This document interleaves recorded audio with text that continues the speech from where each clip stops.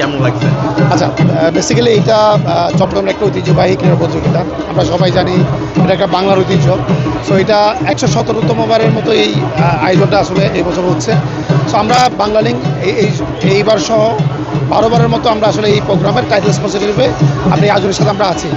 So এটা বাংলার একটা ঐতিহ্যের সাথে থাকা চট্টগ্রামবাসীর একটা প্রাণ অহংকার। আমি মনে করি এটা সবসময় আমাদের জন্য অহংকার। আমিও চট্টগ্রামের সন্তান। আমরা ছোটোবেলা থেকে এই আয়োজন দেখে বড় হয়েছি।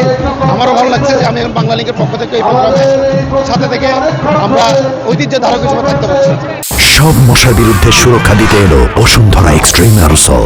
মশার বিরুদ্ধে এক্সট্রিম সুরক্ষা। অবশ্যই আমরা যদি সুযোগ পাই, যেহেতু এটা আয়োজক কমিটি এবং আমাদের কোম্পানির সাথে যদি সুযোগ থাকে, দেন আমরা আরও বড় পরিসরে কমিটির সাথে বসে আমরা হয়তো আরও বড় পরিসর চিন্তা ভাবনা করবো আর কীভাবে কন্ট্রিবিউট করে পুরো বাংলাদেশ। অলরেডি আপনারা জানেন এই বছর ফর দ্য ফার্স্ট টাইম ট্রফিতে সারা বাংলাদেশে ডিজিটালি লাইভ দেখা হচ্ছে আমাদের কবি খেলা।